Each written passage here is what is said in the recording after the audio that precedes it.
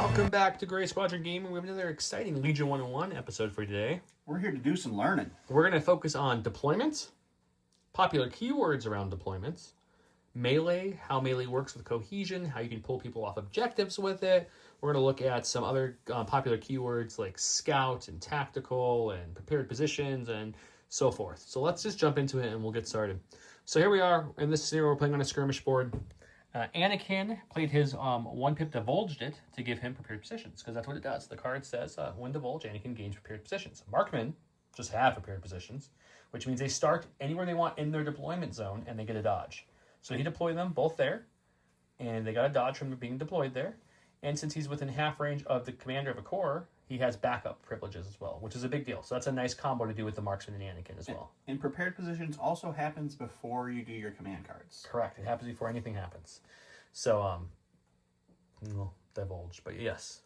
So then we go to my side, and we're going to look at just how some keywords work and just kind of walk you guys through the difference between a normal deployment, a scout, an infiltrate, all those fun things. Okay, so Cassian is my field commander in this army. There's no commander, which I guess for new players would be like, you're breaking the rule. But he's a field commander, which means if there is no commander for list building or during the game, he becomes your commander with a courage bubble like you would normally have of 2. So in this case, he's a field commander, and K2 is a detachment, so he doesn't count as an operative slot, even though he is, so I could bring Din. And I also put Underworld Connection on Cassian, so he can issue Din in order if he needs to. Obviously, in the real game, it's probably not super helpful because Din has independent aim dodge, but for this example, it works. Okay, so I want to get K2 on the board first. I'm going to go with him first for a couple of reasons. One, he has the awesome incognito keyword, which I'll talk about here in a second, and he has Infiltrate. So what we're going to do with him, as you can see, I put my deployment markers here and here, so I have range 1.5 up and range 1 in from the sides. And since I know for sure that he cannot target K2 unless he gets within range 1, and K2 is really, really safe, I'm going to take K2 up the whole way. So we're going to put the stick out just so I can make sure we're up the whole way. We're going to infiltrate him here. He is incognito, and that's what I meant with that keyword. It means he cannot be attacked by enemies unless they're within range 1, or if I break it. I can break it a couple ways. I can break it by attacking him, or breaking it at the start of my activation. Because if I don't break it at the start of my activation, he can't score. So for scoring purposes, you want to make sure it's broken as well if you want him to contribute to scoring. So with that said, he's going to infiltrate there. He's going to go ahead and calculate the odds on himself. And normally, he has teamwork with Cassian. This normally would give him an aim and a dodge and Cassian a dodge, but he's not within range 2 because Cassian's off the board, so won't get the full benefit of teamwork there. And then he's just going to take a dodge and he'll take a standby just in case Dawn gets crazy. But that's Infiltrate for this example. I get to put him anywhere I want within my deployment zone. That does not count as an action. I still got my 2 full actions, so we went ahead and quick think, and we went ahead and standby, and he's got incognito, so he's protected. So that's one example. All right, so another interesting and fun way to get on the board is Scout. The Arcs have Scout 2, which means they get to do a Speed 2 move onto the board for free. So we can pop them up here. And now they get their normal 2 actions, so we can send them up. They want to get close. While he's doing this, he also has tactical. So the Scout's a move, so he'll get an aim from that. This first move is an aim, so he'll get another aim from that. So that's 2 aims already. Okay. And there's no one for him to shoot at range 2 on the board yet. All right. So we know he can't do that. Yeah, I think what we're going to do is we're going to hide a little bit. So we'll do a third move just up to the building, so that if he can shoot me, we have cover. And now he can also cohere them in a certain way to help with the clone keyword. So the players who haven't seen our How to Play Part 2, clones have an innate ability to share tokens with each other up to range 2. So as long as you have the clone trooper keyword, you can share tokens with each other. You get to share 1 dodge, 1 aim, or 1 surge. Not and, or. You get 1 token total per an attack or defend. So now that he has 3 aims, he can be a little token battery for the other clones coming on the board. Go back to the next example. So I went to my stack and I got a core, which is perfect for this example, because now we're going to do a normal. They have no scout, they have no infiltrate, they have no prepared positions. They're just going to do what normal people do. Their first move has to be, or their first action has to be a move onto the board. They have a speed 2, so we're going to do the full speed 2, which kind of like tactical that the Arcs got an aim with. This is Agile 1, so they'll get 1 dodge per move. So they'll move up to there and get their dodge. And I think I'm going to move again just a little bit to about here, so just a partial move for that second dodge. And I'm going to cohere the rest of this crew as best I can, including my Medroid behind this cover to get some cover and to hide some troopers. It's very convenient to have Agile and just do a tiny little move because you get a little bit better position and another dodge. It's great. And they're nimble, so every time they spend a dodge, they get 1 back. If they spent 2 or 3 dodges, they still only get 1 back, But they always get one back, so that's nice. It does keep them alive a little bit longer. All right, we went ahead and we deployed the rest of our thing for this match. I saved Cassian for last on purpose to show a couple things. One, Cassian also has Infiltrate, so he's going to come right next to his good buddy K2SO, like so. He is going to take an aim, and now that he's within range 2 of K2, K2 will also gain an aim for free. And then he can go ahead and shoot his sniper rifle if he wants to, if he's on that config, or if he has his pistol. He could probably long shot somebody here. So we would normally say, let's do that. But what I want to show for this example, since we're just playing a demo game, is I'm going to show the climb action. So he wants to hop up here after his Infiltrate, so he is going to climb up here, get a good vantage point, and then no shooting, because he aimed first action. He could have reversely infiltrated, climbed up there, and then shot his pistol, or whatever he wants. But So when you climb, you just have to reduce your speed to 1. Yep. To climb up. And you can only climb up to a max of height 1 for a standard climb, unless you have scale, then you can go up to height 2. Correct. So that's the other thing to know. And then climb does not proc things like agile or tactical, because it's not a normal move action. It would proc things like steady, relentless, and charge. Perfect. Okay, let's go to the next example. Here we are, round 2, future round of the game, and I played Din's 1 pip. He gets an aim, he gets relentless for this round, which is a perfect example to show you guys some melee and how certain things work. Din has a jetpack, so he's speed 3. He also has jump 2. So we've got these lovely ARC troopers who are well within his range to go up there and start hammering them. So we're going to do that. So we're going to go ahead and for our first action, we're going to take an aim, because Din has some keywords he likes to play with that have aims, which I'll show you guys. And then his second action will be to go ahead and use a move action with a jump, because jump is, you can use it during any move action you want, obviously max once per round, and that lets you jump over terrain at that height. So this example, he has jump 2, so he can easily clear this. So he lands there. He also has tactical, which that is a move action. It'll give me a third aim to play with. And now since I'm basing him and near the scoring point, he has to then cohere the rest of his minis to me. So he would go... You always have to cohere your leader first if your leader is not whoever got engaged with. So for this example, the only bad part for me is now I pulled his leader into scoring range. Because now his leader had to go there. That's the leader, so he would have came first. He's there, and this one can't touch anywhere, so he wouldn't have moved. He stays, as long as he's within half range there. He just has to stay within unit cohesion now, so just within half range of his unit leader, wherever. Exactly. Now I'm going to go poke him with a sharp Beskar stick and a vibro knife. So we're going to see if that hurts him and see how many minis get removed. We'll go do that one in the box. Okay, so Din has Arsenal 2, which means he can attack with 2 weapons. He has one built into his card called Vibro Knife. That's 2 blacks, lethal 1. So there's my 2 blacks, lethal 1. The weapon I chose to equip him with and paid the points for is the Beskar Spear, which is going to be 2 reds, 1 black, Deulist. Deulist is one of my favorite keywords for melee characters, because when you spend an aim, you get Pierce 1. And you get to reroll with an aim. So you don't have to spend it to activate the Pierce. It's just when you spend an aim to reroll, you gain Pierce 1.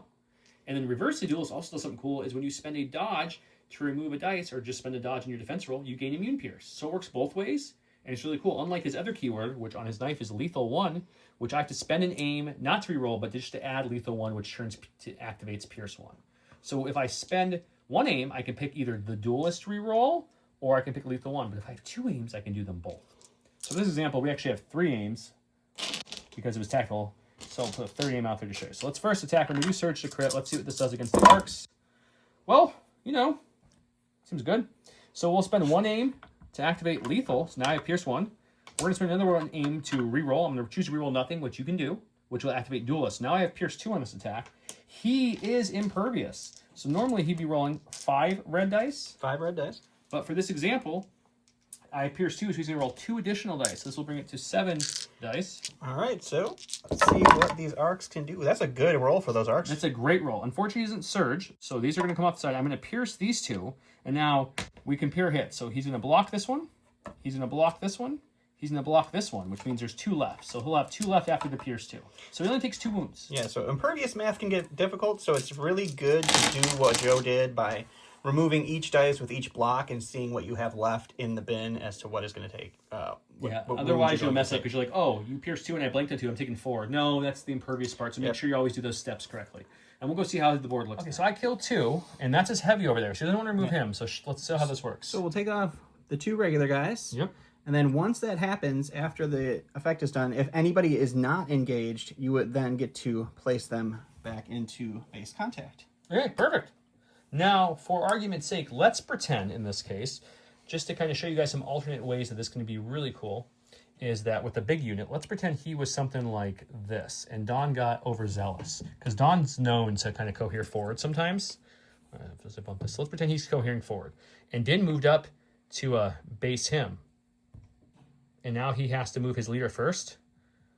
So I pulled him off that point. Granted, he's still in this point, but what I'm showing is you can pull him off point. So we'll pretend that this point didn't exist for a second. So if he was scoring there and I touched his front guy, he would have to come with his leader first to cohere, which means he's now past the half range, which means he isn't scoring there anymore. So you can do fun tricks like that with it too, where you can really mess with people's scoring ability. Or more realistically, what you see happen a lot in the game is if someone is cohering, let's pretend this one is more realistic, I think. The fleets are like this. They're going to be kind of coming like so. And he was over here trying to get some cover from this thing over here. Let's pretend kind of like this. He's getting some cover. And his Jedi, Anakin, is burst is speeding super fast. So he decides to jump over this building, land here. And he wants to pull me off that point. He doesn't want me scoring. He's not going to try scoring. He could land here for a second, charge in, which means the very first thing I do is I have to move my leader, snap over here. And then I would snap everyone else that could fit around him to him. So now I'm stopping him from scoring there. Whether I kill him or not, if he already went, he can't withdraw this turn, he can't go back and score. So there's fun ways you can play with the cohesion and pulling people off points. It can also work reversely, as you saw over here when I charged the arcs. He wasn't in scoring yet. His leader was over here, hiding behind that thing, and he had a guy here, and I chose to charge here because of Din's speed to keep me scoring, which then pulled him in to get him to scoring. So now, when it's his turn, even though I killed two of them, he can go and punch me and not have to worry about move to contest that point. So there's lots of cool things you can do with the cohesion and snapping of units with melee.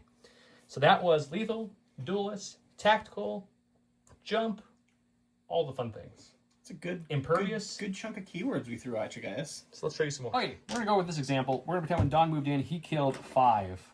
Here they all are, all the dead fleets. Because, you know, he's 5 red, Pierce 3. It's not hard for him to do that. He's Anakin. He does those things. And now the fleet goes, well, there's no point in me punching him or shooting him with a pistol for 2 whites.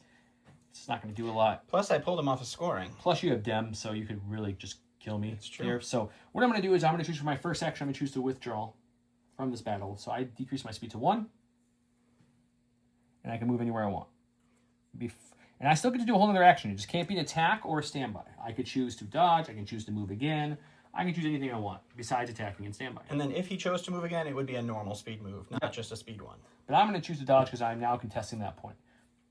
And that's how withdrawal works. Obviously, if I was immobilized or if I had any other keywords that would prevent me from moving, trying to think of something else, panicked, if I didn't roll it off, obviously I couldn't go. I would just clear my... There's ways you can keep them in there. That's why... you're starting to see more, like the Inquisitors, for example, and there's some others I'm blanking on now that have demoralized to mess with standbys and to mess with that thing. Right. And then you can demoralize and suppressive melee weapons are the best way to get rid of actions in melee. Sabine, Cad Bane, the Pikes all have immobilized weapons. Yep. Boba Fett has the whipcord launcher. So they can mess with it, so he can make you not be able to withdraw like you want. So that's withdrawing. That's example. If you have disengage as a keyword, let's say like Luke Skywalker does, the operative Luke Skywalker, and let's pretend that this was Luke Skywalker just for a moment, just to go over it. He's speed 2, but with disengage, he's only engaged with one model, so he can do his normal turn. I can move away from him for free. It's not withdrawal. I'm just gonna use my disengage keyword, and I can still attack with Luke. I can move him in and saber him or anything I want. Disengage allows you to move out of engagement with one unit without using any withdrawal action. One thing we did mention, or forget to mention with withdraw, you can also not then, in the rest of your activation, get into melee with another character. Yes, he couldn't have done something, let's pretend this was the case. I couldn't withdraw out and then go into him, even if my second move action. I can't do that. Correct. Luke with disengage can, because it's not a withdrawal, so he could move out and go slice. That's what Luke likes to do. So that's another example of that. And now we're going to show an example. There's going to be some Empire units on the board. It works better for this example, so we'll show you. Okay, for this example, we're going to pretend like I pulled my Wookiees. We're going to go with the Wookiees here. They've got charge, and there's some speeder bikes sitting there. Yes, we went with speeder bikes because Rebels and Republic don't have 2 mini vehicle units. They don't. So this was the best example. So he's going to use his charge. He's got speed 2, not quite there, but that's okay because once again, we have charge. Charge is after a movement. I may make a free melee attack. So we're going to move to the back here to stay within scoring here. And I'm going to go here, just for this example, touching all on this big one, on this front one here. Okay. Okay. And now I would do the attack as normal, and we're going to pretend... So one thing that does happen is even though they're vehicles and they don't technically become engaged, They do still have to snap in when there's 2 of them.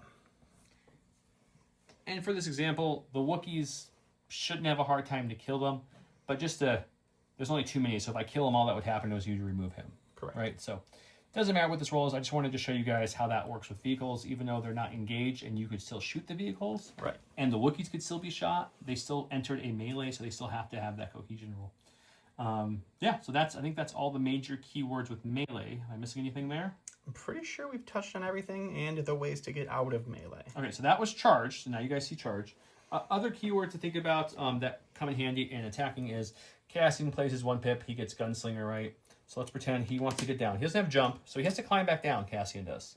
So his first action will be a climb, which unfortunately doesn't give him any aims or anything. Yeah, no tactical off the climb. So then if he wanted to, he could shoot 2 targets. Right now, he only has 1 target in range, so we're going to just pretend for this sake of argument that K2 earlier in this round, quick thing to give them both an aim and calculate the odds to give them each an aim and a dodge with teamwork. That way, this example works better. So he climbs down for his first action. Now he's going to shoot his pistols into the speeder bikes that the Wookiees whiffed on. They didn't kill anything. And we're going to shoot the arcs at range 3. So we're going to spend this aim to make the first shot into the arcs Longshot. Longshot lets you spend an aim to increase your range by 1. So, for this example, his pistol's only in range 2. It is actually doesn't even have Longshot anymore. Oh, his config does. Sorry. Yes. Yeah, I'm looking at the wrong card. His config has range 2, but I'm setting the aim to make it range 3. So I'm setting the aim before the attack. It's gone. Now I can shoot the arcs with my pistol. And then with my Gunslinger, lets me make a second attack against a different unit. Mm-hmm. So I'm going to choose the speeder bikes because they're within range 2 and I have no more aims to extend this range again. So we shoot them for the second attack. So boom, boom, that's Gunslinger. Some other fun keywords to play with attack actions would be, you saw charge, which is what the Wookiees had. And if you have Relentless, after your moves, you could do it, same thing as charge. You can either do a melee or a ranged attack. So that's like the best one because you can do either or. And steady is the opposite of charge, whereas after you move, you can maybe make a free ranged attack. Mm-hmm. So that's like, for example, Han Solo has steady. Yep. Cad Bane has steady. Those are some. Snow Troopers Vader have steady. Snow Troopers who have steady. Vader has Relentless, which is he can use his saber throw if he has equipped Commander Vader to throw it, or he could slash it with melee. So there's some other really common keywords you'll see with melee space and melee characters. If you guys have any questions about anything we just showed in this one, just drop it down below. Let us know what you're wondering. Also, as always, drop it down below to let us know what 101s you'd like to see next. But this wouldn't be a Gray Squadron video, Don, without some giveaways, right? It's true. It's taken this long to get there, guys. So thanks for hanging out. So we saw these awesome alt arts from the promo packs that we opened up on the channel. If you haven't seen that video, you can see them. These guys come in foil, non-foil, spot gloss, which is just this part shiny, and then all of the command cards that you're seeing are just the same art as the regular command cards, just foiled, except for there is one command card different, which I'll show in a second. Otherwise, these are the same art you're used to, just completely They're foiled. just very foily. Like very shiny. And then the only new one, which is the Chase one, is this card. He also comes regular, spot gloss foiled, and then foiled with the hand, which seems to be the Chase one because we only got one in the whole box of this. And that's the one we're going to give away because it's the coolest looking one. So if you're interested in these, enter in to win by commenting down below. Am I anything else, Don, I'm missing before we tell them have a good night? I don't think so. Well, thank you guys so much for watching. We appreciate that. Let us know what Legion 101 video you want to leave next. And for a bonus keyword, it's just that. Just tell us what 101 you want to see next. And you Exactly. get double entries for the cards. Thank you so much, guys. Bye.